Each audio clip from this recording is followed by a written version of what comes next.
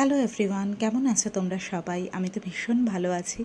আগের ব্লগে তোমরা দেখেছিলে যে আমরা আমাদের যে সমস্ত কাজিনরা বাইরে থাকে তাদের জন্য পুজোর গিফট কেনাকাটি করতে গিয়েছিলাম।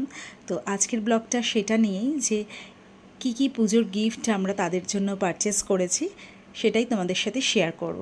এখানে এই প্যাকেটগুলো সবই হচ্ছে আমার পুজোর গিফটের জন্য কেনাকাটি।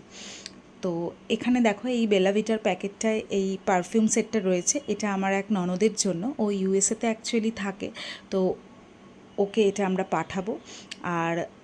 আর একটা ফিঙ্গার রিং কেনা হয়েছে ওর জন্য, সেটা দেখাচ্ছি পরে।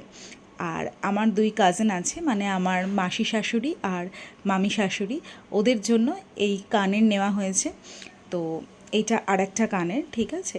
তো এইগুলোই মোটামুটি মোরাললেস শপিং করা হয়েছে সেদিনকে।